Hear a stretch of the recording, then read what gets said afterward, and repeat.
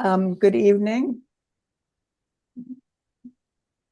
Welcome to Democracy Dialogues. My name is Gail Sunderman. I'm with the League of Women Voters. Democracy Dialogue is an initiative of the League. Our aim is to provide our members and public with nonpartisan information on a range of issues and to examine their impact on Marylanders. Tonight, we're going to be talking about anti-science and public health, the movement to discredit and undermine our public health system. We're so glad that you're joining us. Before I introduce tonight's guest, I want to say a word about the League. When I talk about the League, I like to point out that it's one organization where you can actively participate. There's so many organizations today that just want your money. Well, we want that too, but more than that, we want your involvement. The League really appreciates the support we receive from our members. There's a number of ways you can participate, both through your local league and the state league. So check us out on the website, and if you aren't already a member, please consider joining. Links are in the chat. And keep an eye out for emails with information on future Democracy Dialogue events. Tonight, we are pleased to have Dr. Peter Hotex. He's a professor at the Baylor College of Medicine, where he is co-director of the Texas Children's Hospital Center for Vaccine Development and dean of the National School of Tropical Medicine. Dr. Hotex is a scientist, biochemist, and a pediatrician who is internationally recognized for his work on neglected tropical diseases and vaccine development. He has led the development of vaccines for various parasitic infections, as well as low-cost COVID vaccines that are used globally. He is also a vaccine advocate and is one of the leading voices defending vaccines nationally. He's author of several books, including Science Under Siege, How to Fight the 5 Most Powerful Forces That Threaten Our World, which he co-authored with Michael Mann, a climate scientist. He's also written over 700 scientific papers, and he's received numerous awards and honors. I'm just going to mention one of those, and that is an award he received from the League of Women Voters of Texas. So we know we're in good company. Moderating our discussion tonight is Ed Hunter. Ed Hunter has served in multiple leadership capacities at the Centers for Disease Control and Prevention, including as director of the CDC Washington Office. In that position, he was part of the CDC's senior leadership team and was CDC's bridge to the Congress, the administration, and public health organizations. Subsequently, he was president and CEO of the de Beaumont Foundation, where he led initiatives in public health, infrastructure, and policy. Most recently, he is a public health and public policy consultant. Before we start, please put your questions in the chat. We will have a Q&A near the end. Nikki Tyree, the executive director of the League, will moderate the Q&A session. Questions can be directed to either of our guests. So let's get started, and thank you for attending.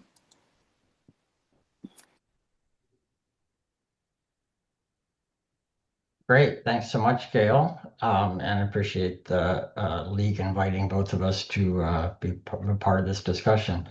We're gonna have a conversation which will feature some work from Peter's book, but also kind of want to broaden the perspective on what the anti-science movement means to public health in particular. And I'm going to start a little bit about what is public health, just a few minutes of laying the groundwork for what we mean by public health, who's doing public health, and also what is happening to it in the current political environment. Talk then about how this is rooted in the broader anti-science movement, the consequences for our communities, and then want to close with what do we do about this? And that's something that Peter has covered in his book, and we also want to talk a little bit about what this means to Maryland as we go. And I think we want to touch along the way with some of the current hot topics. There was a blockbuster court decision yesterday that many of you had seen. I can't hear this. I think we have somebody that's not on mute that might want to And be. But yes, somebody, no, okay. So there's some news, always news on vaccine fronts, and there was some big news yesterday on a court case, and I think we're going to want to talk a little bit about the implications and um, prospects for that. So I want to start with just a couple minutes. I'll call it sort of the speed dating version of what is public health. My advice is if you were to use any of this in speed dating, it would probably be your last date. You're not going to get a second date with this conversation. But public health is, I think, it's a term of art that's used very differently. It can be referring to the public health department. It can be referring to the discipline. It can be referring more generally to things we do in the interest of advancing the public's health. It's often lumped in with medical care. It's often when you hear public health discussed in a news broadcast, it often turns out really to be about health insurance or Medicaid coverage or things coming out of congressional debates on those. But at its core, public health is the discipline, and with that, the agencies and the people that promote and protect the health of people in their communities. And while the healthcare delivery system focuses on treating patients, public health system focuses on treating communities and the people, the conditions to make people healthy in those communities. And a lot of it is invisible, and at its best, I think if you don't think about public health much, it's probably a good thing. Your water is clean, your food is safe, you're free of infectious diseases, your air and your environment is protected. You're not, your restaurants are not running over with rats. You have good information about vaccines. You have a system that works behind the scenes for the most part. In the current environment, a lot of these issues are being brought to the forefront. And certainly during a public health emergency like a pandemic, public health is front and center. And but day in, day out, it is working behind the scenes in ways that are not particularly well understood or appreciated. And that's why, for the most part, it has always been underfunded because it's not top of mind most of the time. But and a lot of public health, I think, is at its best. Some of what it does is to connect with the medical system through things like vaccines, clinical preventive services, screening, and other services. A lot of it is to empower decision making by people by providing quality information, by collecting data, by letting people understand what's happening in their community. It's good at giving guidance to clinicians, the evaluations of what program works. It's a backstop to the clinical system for laboratory assessment. And when you used to hear, things were sent to CDC for evaluation to Atlanta, now they probably go to your state health department because we've done better at funding quality labs in states. And a lot of it's directed toward public policy levers that are designed to set the conditions in which we can all be healthy. So taking lead out of paint, lead out of gasoline, vaccine mandates, seatbelts, non-smoking ordinances in restaurants and offices, regulating alcohol density in communities and tackling some of the underlying social factors that affect health. Some of the league's work, like the Transportation and Climate Act, is an example of promoting policies in places that are not strictly health per se, but have tangible impact on health. And then obviously in an emergency situation, public health is at the forefront. We often describe public health as the things we can do together, not just the things that we do as individuals. And right away, and we'll get into a little bit of this when we talk about the current politics of science and public health.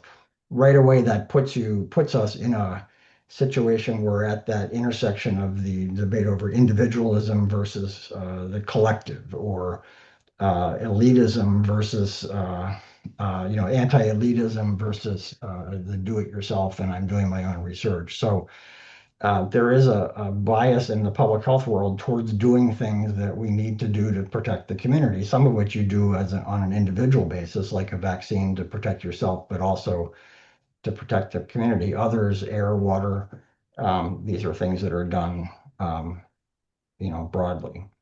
So the last kind of general point, we tend to think of public health as being CDC or FDA or government agencies, but in fact, it's really more than just HHS. It's more than the federal government. It's more than government. we go back 250 some years to starting the discussion about the constitutional framework for the U.S. Um, the basis of governmental public health action is at the state level. It's police powers. It's the authorities that states always had to regulate, to do things on the ground. And in fact, the 10th Amendment of the Constitution kind of keeps those powers at the state level. And there's been pendulum swings over the years of federal responsibility for things, state or local responsibility for things. We've never really completely resolved that, and I think we can see some of that playing out in the current environment. But the founders really never anticipated, an economy and a population that is as interconnected as we are today. Industrial society is not the same as the very distant states that it took a week to get from one side of the country to the other. The science underlying public health doesn't need to be replicated in every state and for every disease by every state.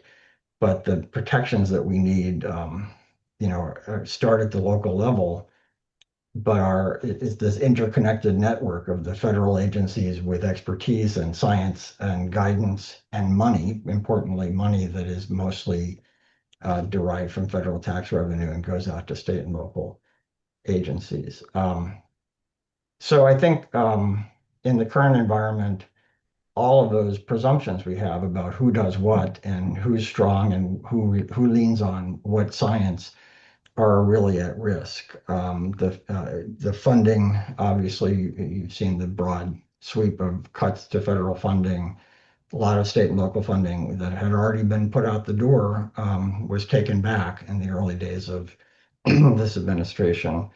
The last president's budget proposed huge cuts in CDC, NIH, and almost every other federal science agency. The Congress hasn't actually gone along with a lot of that, so there is still some bipartisan consensus around the need for some of this.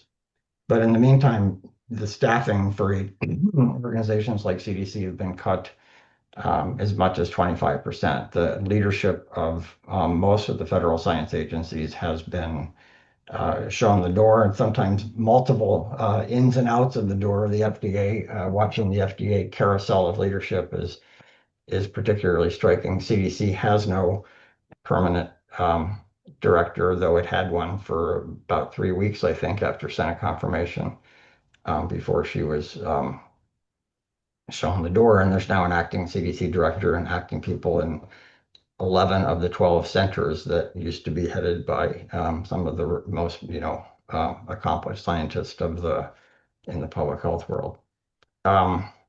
So I think that, it's not just the leadership and the internal staff. It's that CDC has been cut off from a lot of its outside partners and experts. The Advisory Committee for Immunization Practices has gotten a lot of attention, and we'll talk more about that. But most centers had an external advisory committee to bring in outside expertise to inform their science, and at NIH approved their grant proposals. Most of those have been suspended, or the experts that had previously served on them through multiple administrations have been fired. A lot of CDC's partners, like the USAID, have been decimated, that have been cut off from the World Health Organization, which used to be a source both for the world for accessing CDC expertise, but for CDC accessing the world's capacity to help with disease detection. Some of these things take a long time to replace. And finally, I think the voice of CDC in a lot of the public health agencies has been muted. You don't hear CDC out talking to the public anymore. You don't see CDC press releases. You see them, the voice is coming from the secretary's office. And in fact, a lot of the things that you see on the CDC website are not put there or written or cleared through the process that you think of as being the scientific clearance process that CDC would normally undertake. So a lot of the things that we've seen on, particularly on vaccines, has been put there. So it's no longer possible to really tell is this coming from the scientific process at CDC, or is this coming from appointed leaders or people in the secretary's office? Same thing has happened to a lot of data systems that were no longer, that have been cut off or uh, go unpublished. So that's kind of a broad backdrop, and I think we can loop back around to that, particularly if we have questions. But I think a lot of the underpinnings of state and local public health that come from the science that is done by CDC and with its academic partners and others. And I think that is all swept up into this broad anti-science movement. And it's not new per se, but it's certainly exacerbated and deepened. So I want to turn to Peter to talk a little bit about where did this come from and what are the forces behind this, and then we can talk a little bit more about the implications of this. Yeah, so I think Ed, you gave a really nice overview of public health infrastructure. It was very much born out of practicality. As you pointed out, there's not a lot of information about public health in the U.S. Constitution or the Declaration of Independence. It really came about, in my view, sort of after the War of 1812, after we developed freedom to practice for maritime trade and realized that the future of our country depended on sending exports and engaging in trade with England and France and Europe and South America and ultimately Asia. So it was born out of the need for commerce, and that came at a price, and the price was in 1832. We had the second cholera pandemic, and they were watching it go from like all cholera epidemics, pandemics, they rise out of West Bengal and India and the Bay of Bengal, and they watched it march and through newspaper reports going to Persia and then Eastern Europe and then Russia and then Poland and then the UK, and then it came with Irish immigrants into Quebec and went down the St. Lawrence River, and then it came into the port of New York, it came into New Orleans, and it was devastating. And they realized that we needed a mechanism to manage that, and it only got worse in the 19th century when, as maritime trade continues, there was a series of catastrophic yellow fever epidemics, where I am here in Houston and Galveston, but also in New Orleans, but also in Philadelphia and New York, and there was a need for regulation in order to prevent the spread of these diseases into the interior and try to limit the damage. And that's what created the marine hospital service. That was the forerunner of the Centers for Disease Control that started pretty early on in American history as we opened up to maritime trade, and that's what gave ultimately rise to the U.S. Public Health Service, the Centers for Disease Control, the National Institutes of Health, and the FDA. And then smallpox came in, and there was a need for compulsory smallpox vaccination to control this. So it was all born out of practicality, and and then the Centers for Disease Control had to deal with all the malaria in the southern part of the United States. It was, widely, and the southern U.S. was widely malaria endemic until the Agricultural Adjustment Act of FDR, created more urban opportunities for the South and got the sharecroppers off away from mosquito marshes. But the system evolved in the following way, Ed, and that is it was a carefully orchestrated dance between the federal government and the state governments. And the idea behind it, as you know better than anyone, having worked with the CDC, the deal was it was the states were going to be in the lead of actually doing the real public health control. And most people don't realize that the Centers for Disease Control is not the major, there was never really the major implementing organization for public health.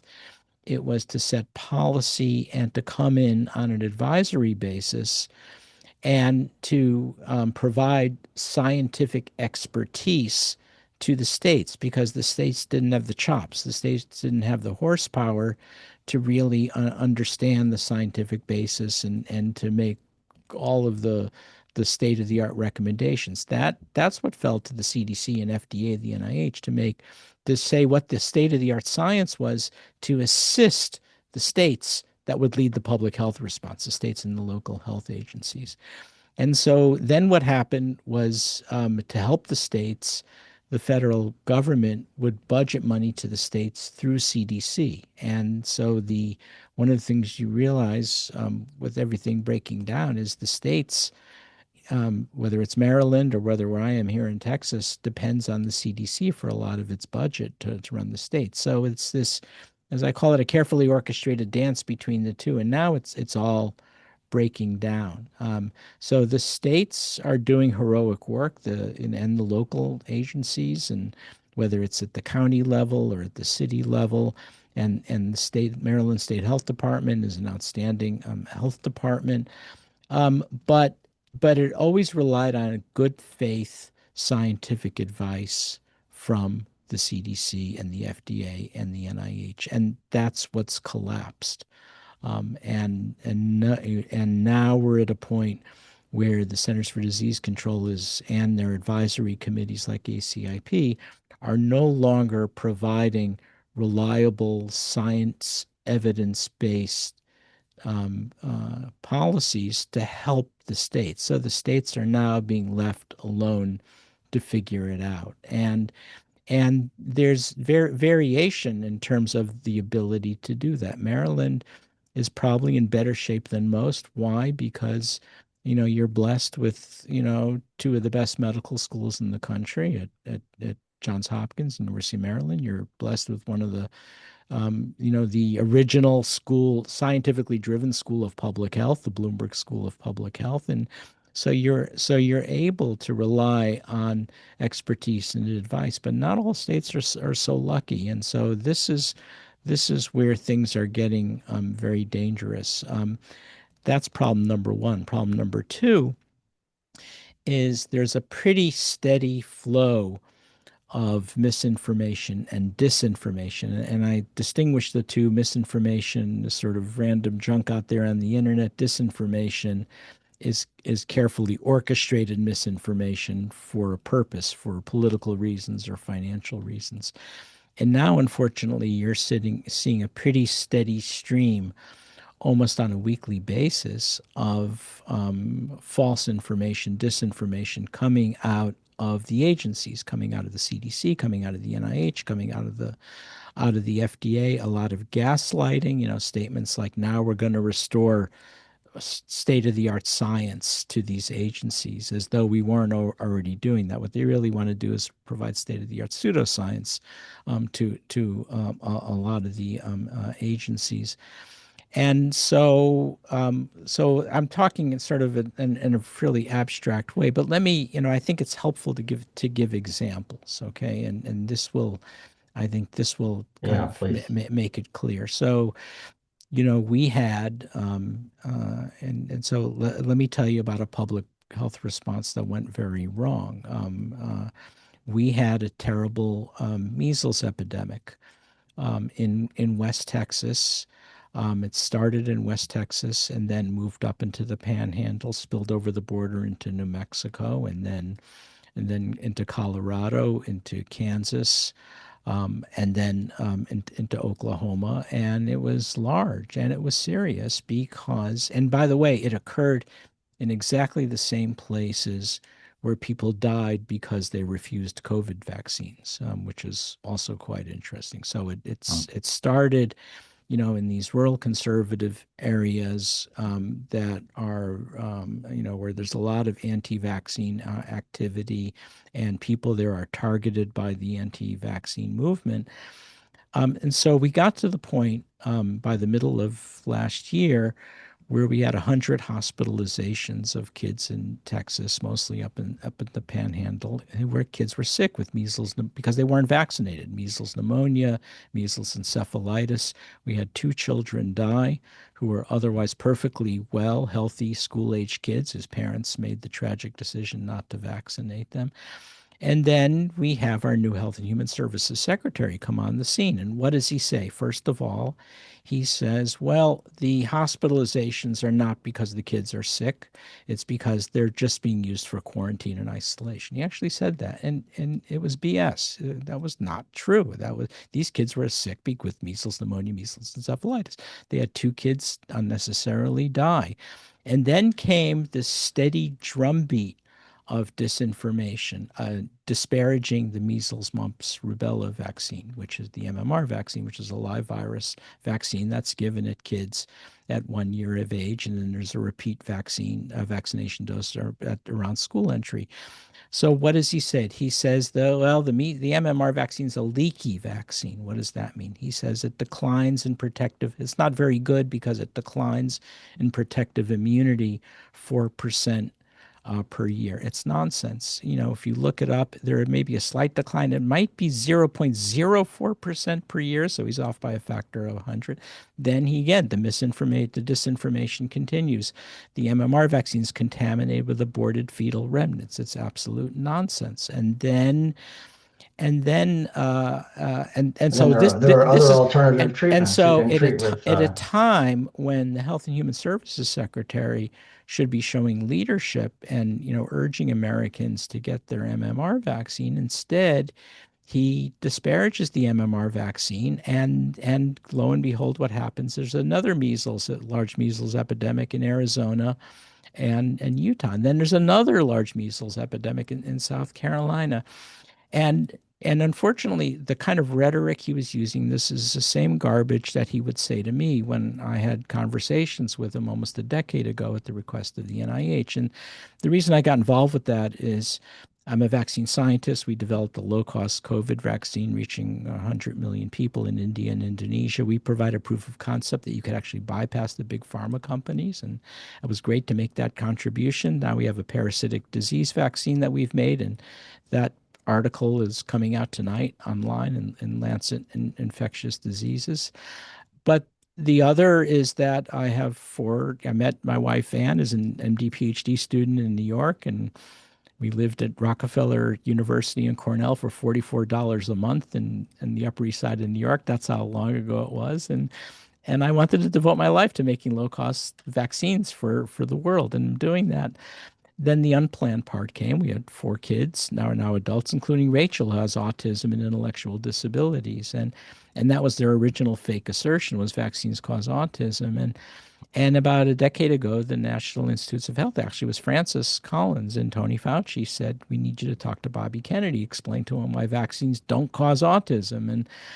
And you can see I didn't do a very good job, but I had a year of discussions with him. They obviously didn't go very well, but in debunking all of his nonsense, I would look things up to actually give him the specific information why he was wrong. Before I know it, I had a pile of papers about that thick, and I turned it into a book with the very straightforward title, "Vaccines Did Not Cause Rachel's Autism," and that made me public enemy number 1 or 2. But what it also did was it gave me a parallel life. It gave me, not only being a scientist and doing what scientists do, whether it's at Johns Hopkins, University of Maryland, and keeping up with the lab meetings and the grants and the papers and developing vaccines, but also having a front row seat to this anti-vaccine movement. And I think the difference then, when listening to his rhetoric, a lot of it's the same, but the one thing that's different now is this new version of the anti-vaccine movement, very much linked to the health and wellness influencer movement. So, what does Kennedy say? He goes, well, also, you can get, instead of getting the MMR vaccine, you can get an infusion of a cocktail infusion of vitamin A, budesonide, and clarithromycin. I say, where the heck did that come from? And then you realize this is all from the very corrupt health and wellness and influencer industry, and that's what you're seeing now. This is his choice for the Surgeon General. If you ever wonder why there are always anti-parasitic drugs that they talk about, hydroxychloroquine, ivermectin, fenbendazole, whether it's for cancer, which does nothing, or for COVID, which does nothing, the reason is it's because you can buy it in bulk. It's super cheap as a generic.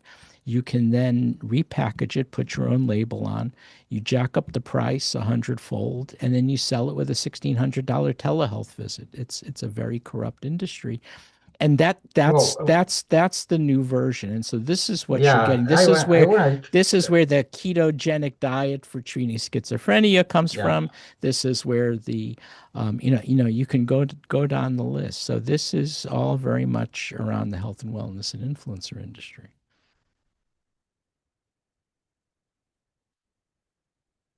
I think you muted it.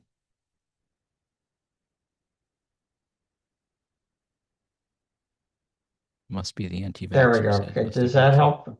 Yeah, Does that help? yeah, that does Okay. it. Yeah. I'm sorry, I couldn't turn that off for a second. Yeah, one of the things that I think is striking is among the things is the language of science is being used to turn back on science. The secretary will talk about gold standard science for vaccines or for drug Yeah, approvals it's or all BS, development. right? Because Um, and it's I call it gaslighting because it's trying to give the American people the impression that there wasn't gold standard science. There was always gold standard science, right? right.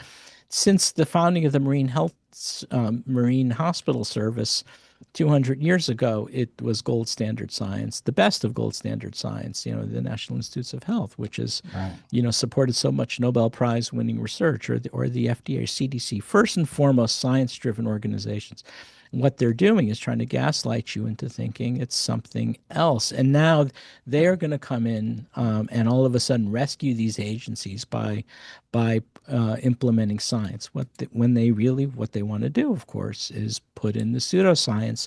Again, coming back to that health, wellness, and influencer industry. Well, and I think that the other part of this is that we saw this in the climate movement. This was part of your book with Peter Mann, was sort of creating doubt about the underlying science in order to undermine the policies that one might use the science to implement. So I think um, in climate, it was the underlying question of is climate change caused by humans, and is there, there was a scientific consensus, but somehow they were able to throw enough dust into the engine or into the cogs into the wheel to make to give enough cover to Well, people yeah, who I mean, really were opposed to the policies themselves. I'm not sure as they care as much about the science as they did about the yeah, policies well, that the science would drive you to. as Hannah Arendt, the political scientist, wrote in her book *The Origins of Totalitarianism* in 1950. The what's the goal of propaganda? The goal of propaganda is not to make you believe the propaganda. The goal of propaganda is to sow doubt and make you not know what to believe anymore. And that's what this version, this Maha movement is very, very good at. And vaccines unfortunately are just the foot in the door. And this is what I'm trying to explain to my colleagues at the medical schools and the academic health centers. There's something even darker going on. If you remember, back in 1910, there was something called the Flexner Report, and this Mhm. was led by a man named Abraham Flexner, who was charged by the Carnegie Foundation with shutting down the quack medical schools. Back then in 1910, you had what were called the scientific medical schools, and the representative of the scientific medical school, of course, was the then new Johns Hopkins School of Medicine. That was the gold standard. In many ways, it still is the gold standard. So there was the Johns Hopkins paradigm scientific medical school versus what were called the sectarian medical school. So it was scientific medicine versus sectarian medicine. What was sectarian medicine? It was the homeopathic medical schools, what were called eclectic medical schools. These were this sort of fake system of botanicals. And what Flexner did was he got the quack medical schools shut down. and very effective, and this then led to the ascendancy of scientific medicine in our great academic health centers like University of Maryland and Johns Hopkins and et cetera. But but what Kennedy and HHS are doing now is they are going back to the future. They are now trying to squash scientific medicine and resurrect the sectarian quack medicine. And instead of calling it homeopathy or calling it eclecticism, it's basically the wellness and influencer industry. And this is, again, his choice of Surgeon General. And this is why, he's attacking the biomedical journals. He's going after New England Journal of Medicine and JAMA. It's why he's creating a whole system of pseudo journals. They're basically WordPress documents that are made to look like journals with people of questionable background on their advisory committees. That's what ACIP is all about. It's stacking it with unqualified people who have no track record or scientific knowledge in vaccines or vaccinology. It's to create this whole alternative universe of pseudoscience. Well, I And think one of unfortunately, the he's succeeding in that. yeah, I think one example is um, there's a nutrition agenda to MAHA, which is not in some ways different than the public health agenda for healthy eating and diet for many years. But but a lot of the research money at NIH that has been pulled from grants that have been suspended is going to nutrition related or chronic disease related to certain research. And the way it's described is when the dietary guidelines came out, as an example, there were statements made, oh, questions were asked, where's the evidence to support some of this? And the answer came, we're doing research at NIH to get the evidence to support the thing that we just issued. So it's sort of instead of science being in search of the truth that then can be turned into guidance and policy. One of my former colleagues referred this as instead of it being evidence-based decision making or evidence-based policy making, it's decision-based evidence making, where the evidence is being generated to Yeah, support you're the exactly right. agenda that's prior. This is what they're doing. They're basically cherry picking various facts and factoids to bolster their confirmation bias, what they've already decided. And that's the Kennedy playbook. That's what he's been doing Yeah, now for the last, since I've known him for the last decade. yeah, But it's dangerous, right? And it does a yeah, few things. One, it certainly erodes. The other thing is, they go around saying, they're going to restore public confidence in vaccines and this kind of stuff, tone deaf to the fact that they're the ones who raised the who issue in the first who place. Yeah, created it. I mean, yeah, these guys were Fox yeah, News talking heads, yeah, and they put out this whole pseudoscience agenda on Fox News because that's part of the also, again, this is part of authoritarian control in the wellness yeah, industry is to sell the snake oil. You've got to discredit mainstream biomedical yeah. scientists. That's one of the reasons Well, one of go the things after I've me is because seen, I'm bad for business, So right. Well, I've seen as are you recently now that apparently. it So may or may not be working. I saw there was an Ipsos poll yesterday, which is a credible pollster. I used to work in the data world enough to know one from another. That basically showed other polls that showed the same thing, a real sort of a tanking of the confidence and the trust in CDC and NIH and FDA and other mainstream scientific organizations. And the partisan divide is vast. The CDC's trust among Democrats has tanked, trust among Republicans has gone up somewhat. The trust in the secretary as a conveyor of health information is not good. He has not proven himself beyond his base of supporters. But it's left us with, people say they trust the scientists at CDC, but not the leadership at CDC, or leadership at the department even. But the things coming out of CDC are coming from the leadership and from the secretary's office, not from the scientists at CDC. So we're left with this world in which the secretary makes pronouncements, CDC puts things on their website. American Academy of Pediatrics has its own recommendations. There's now the public health, the Governor's Public Health Alliance. There's the Northeast Public Health Group. There's the Minnesota vaccine, the group that Mike Osterholm created, we now have, half a dozen or more credible sources of information, or depending on where you choose your source of information. So what are people supposed to do, Right. I mean, it's and how very do you judge fragmented. one information source versus the other? So you're right. So you've got this coalition now of northeastern states. You've got a coalition of western states. You've got the American Academy of Pediatrics, and they're trying to do the best they can, but one, they don't have nearly the level of funding, afforded to an agency like CDC or FDA or NIH, and it's also unclear what the legal the legal framework is for that as well, and what the insurance companies follow. So it's basically creating chaos at a time when we can't afford it, because we've got big picture pandemic threats that I'm concerned about. I mean, we've now had three major coronavirus pandemics in this new century. We had the COVID-19. The other name for the virus is SARS-2 virus. Well, there was SARS-1 in 2002. Now there's SARS-2. We had Middle Eastern respiratory syndrome. We're likely going to have another major coronavirus.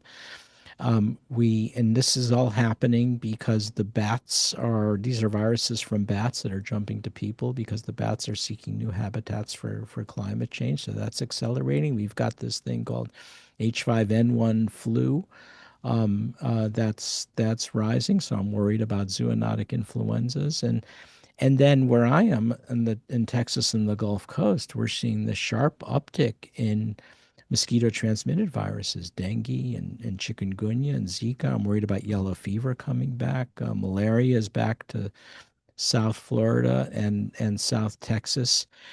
And then the breakdown in vaccine infrastructure. Measles has now returned to the United States. Pertussis, whooping cough has returned. And then I also worry about bioterrorist threats from our enemies. I don't have the inside baseball on that one, but just looking at what the Washington Post is reporting, that Putin is gearing up and accelerating his bioweapons capability, and we have no pandemic preparedness. There's nothing in place for the federal government. So Right. it's all being left to the states, and the states have some abilities, but it's still, the whole system still depends on, has some reliance on the federal government. Right. And I think you used the word chaos. I think there is almost, there's a pattern in which chaos may be the strategy. There's chaos at FDA and the regulatory approval process. There's chaos in leadership across agencies.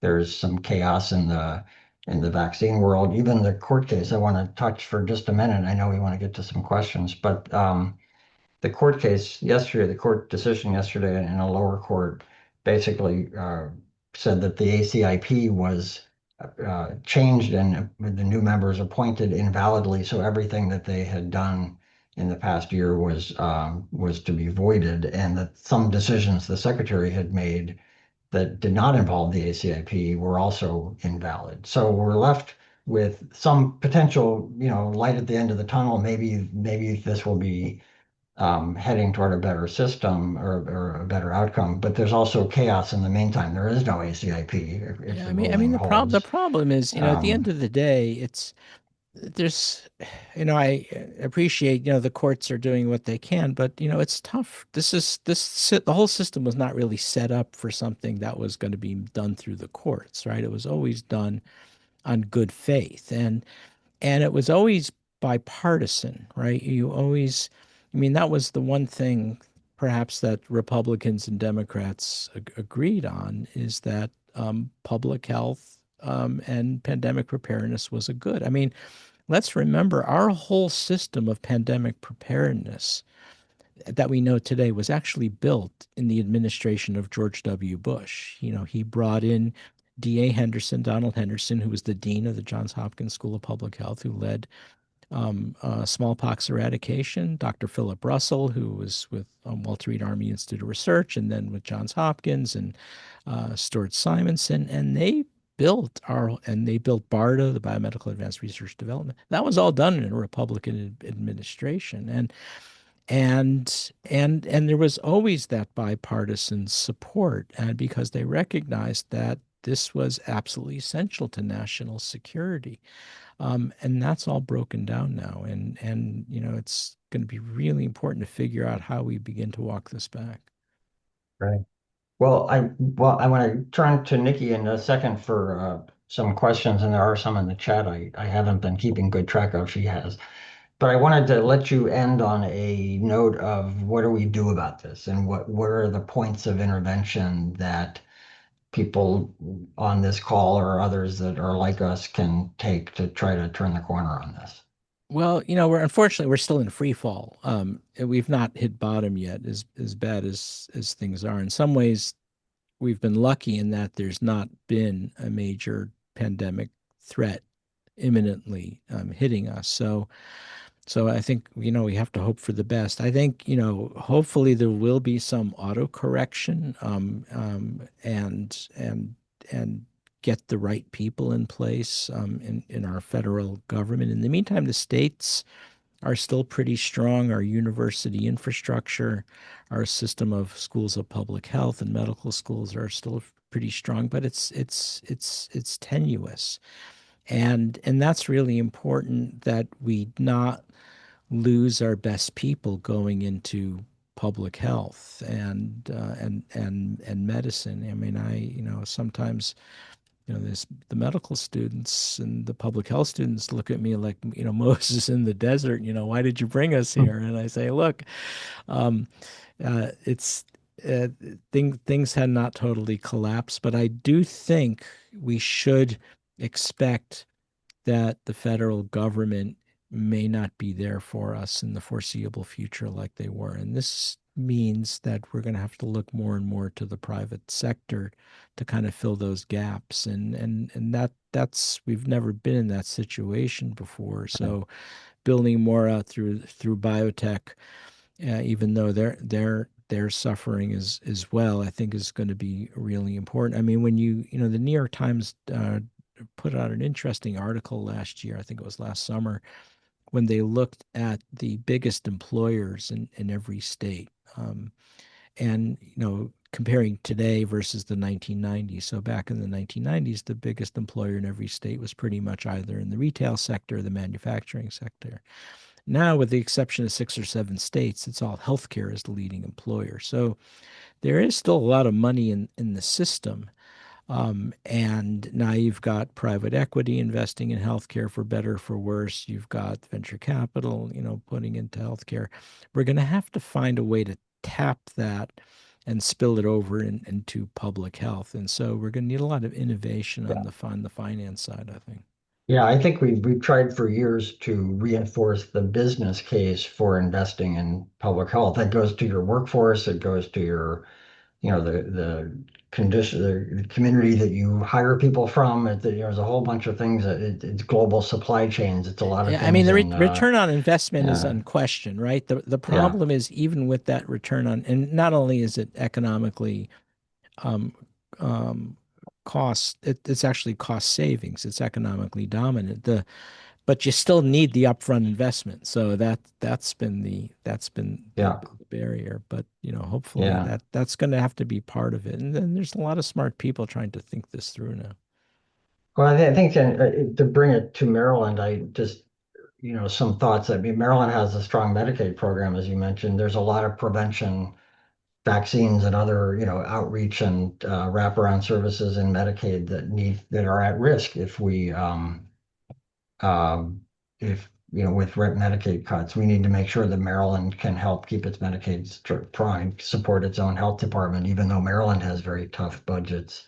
I think looking for those alternative sources of funding to support the state level and the cities. The Baltimore is the only city that's really completely independent for its own revenue base and decisions. But I think there's practical things like making sure that data continues to be collected in Maryland. The federal support for things like the youth risk behavior surveys cut off our ability to know much about what's happening with our kids in schools. And Maryland could, those are the Yeah, kind I of mean, things we need states are more. going to need to pick We that need up. more we need more philanthropy too. We need more Michael Bloombergs. I mean, just like Michael Yeah. Bloomberg, has transformed Johns Hopkins University and its medical and public Right. health institutions.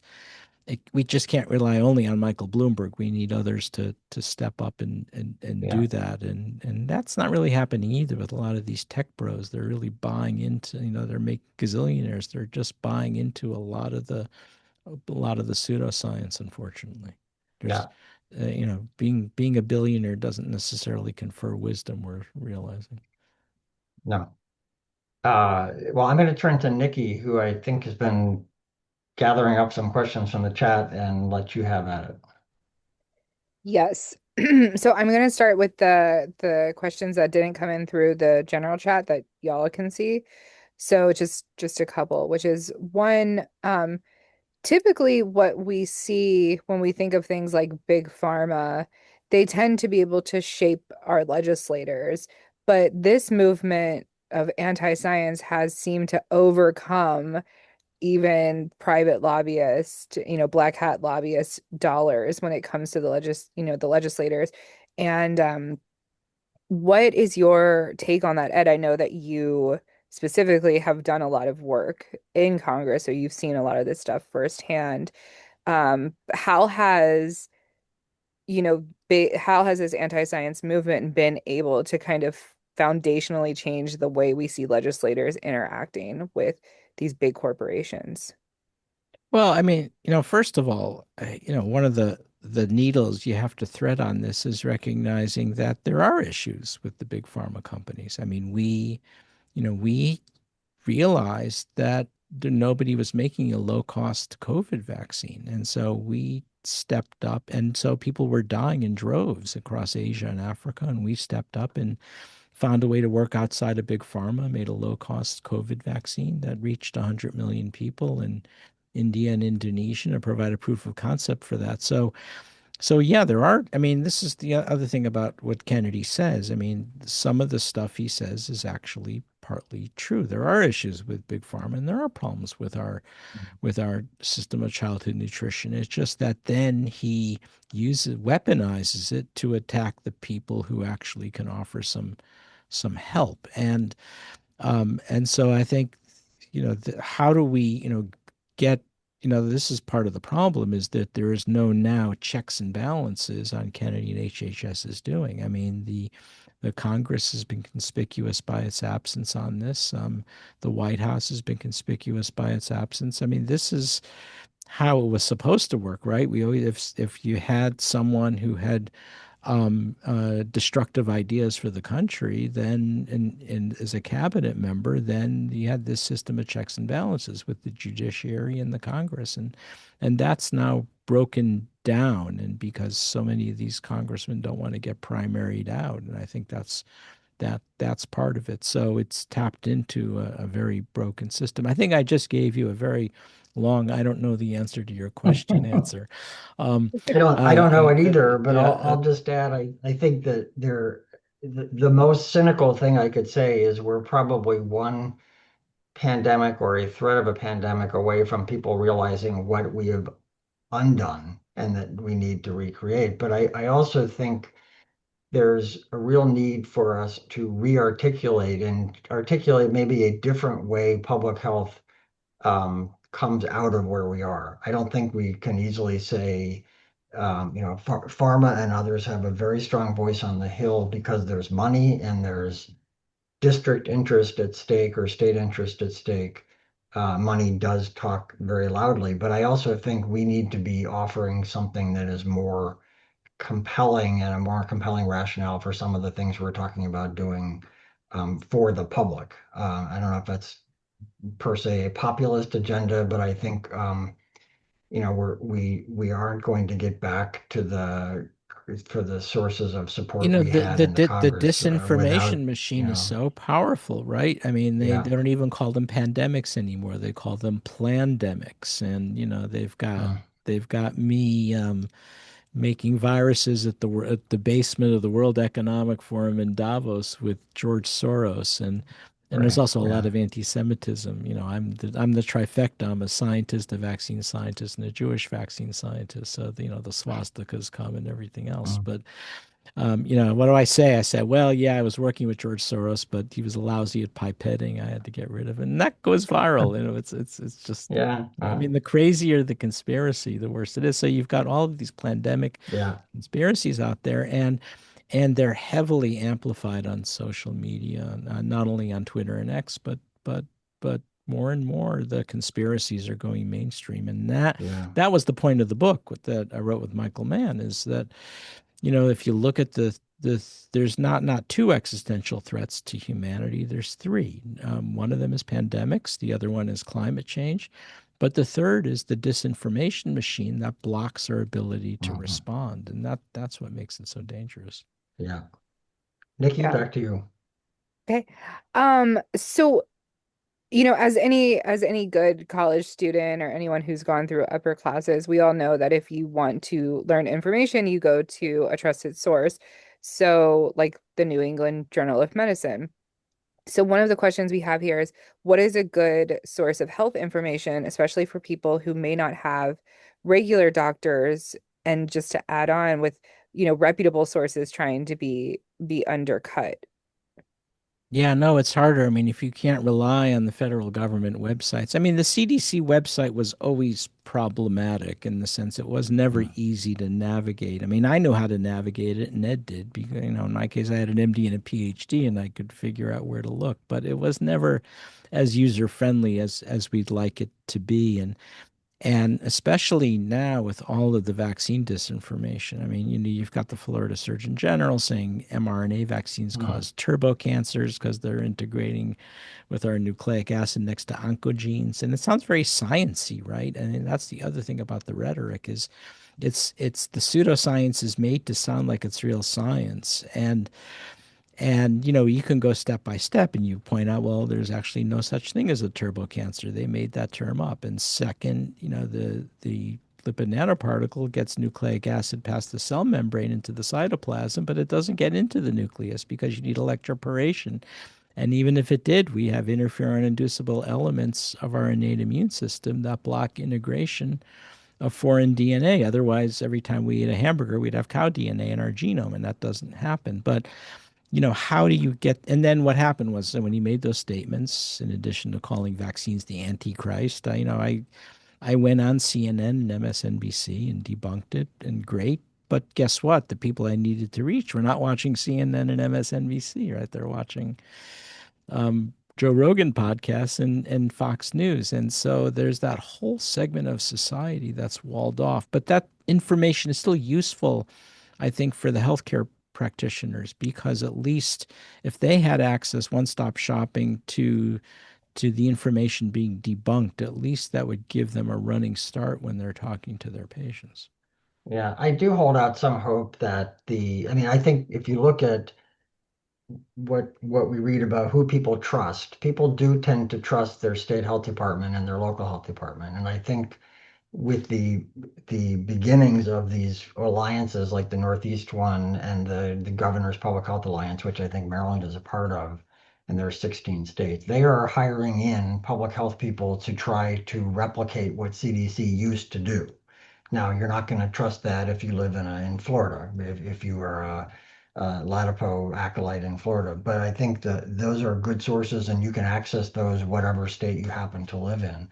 I think even my experience is state health officials aren't as partisan as some of what we're seeing now at the national level. They actually seem to have to deliver results in their state, and they're in many ways better at communicating with their people than the people at the federal They level. But certainly are, and I completely um, agree with you. The problem is in some states, um, there's a problem in that the the lead health official in those states is reluctant to speak out right, because yeah, they're worried about their employment, and they're worried about the political blowback, and then there'll be cuts to their agency. So what you have is this yeah. kind of silencing of some of our best state health officials. Yeah. Yeah, that's why I think some of these cross-state things may compensate for that a little bit because there's always somebody that can talk, but not necessarily to Yeah, you in your own right, state. Sorry, right. Nikki, go ahead. That's okay. So I guess because I know we are coming up on time here, but one of the other questions that we got was, you know, more and more. So, for example, like I have a 5-year-old. Her pediatrician's office says you have to vaccinate on schedule, on time, no exceptions, or you can't be a patient here. But my friend has a child as well, and her pediatrician's office says things like, well, we'll do a delayed schedule. Do you think that there is danger in, doctors, local doctors, kind of giving into this? Like delayed schedule or like, doctors who make exceptions for kids who don't need exceptions made for vaccines.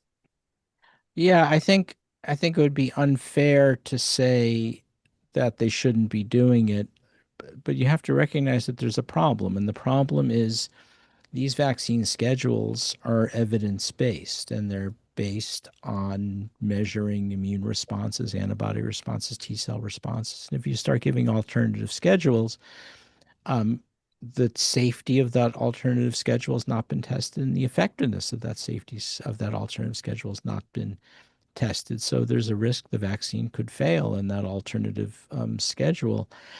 Um, and different pediatricians have different philosophies, different state and county medical societies have different feelings. On the one hand, there's the argument to be made. You got to hold the line and not yield and say this way or not at all. And others saying, look, this is still better than nothing, doing the best I can.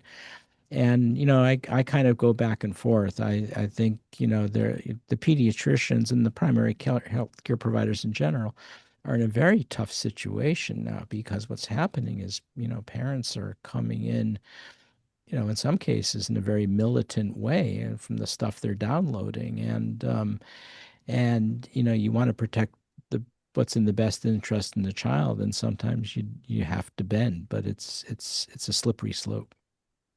Yeah. Okay. Well, I just want to, the final question is just what would you like our audience to leave here tonight from both of you? So, Ed, let's start with you, and Peter, we'll close out with you. I would, I think voices from people still matter. I think making sure our state legislators and delegates, as well as our national representatives, know that this is something that concerns real people, and that people are frustrated with the very question you just asked, is that we no longer trust our government to tell us what we're going to do, or what we need to know, and give us enough information to act on. And I think some of those things I mentioned in the state of Maryland that really need our continued support, I think are worth focusing on, what the legislature actually can do in tough times to not further erode the public health system when federal support for Maryland's system is already on the decline. Yeah. Great. Yeah, I agree with that. I think, from my standpoint, the key is to get educated on what this disinformation empire is, because too often we call it infodemic or misinformation, like it's random junk out there on the internet, and recognize it's organized, it's deliberate, it's politically motivated and financially motivated.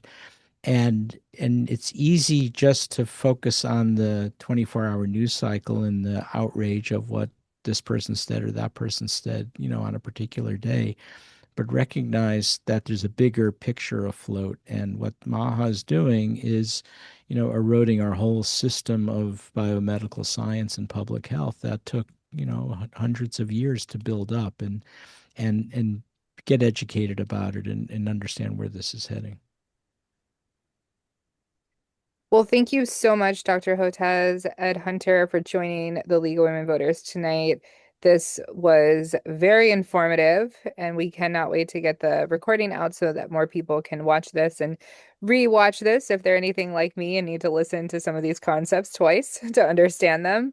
But I want to say thank you on behalf of everyone at the League for taking your time tonight, especially on St. Patrick's Day, and hanging out with us and giving us a rundown Wearing of green. anti-science. Yeah, That's right. I'm celebrating. perfect. Well, thank you Great. Thank you, so much. Nikki. Thank you. Thanks, All the Peter. best. Appreciate this. Bye. Good night, everyone.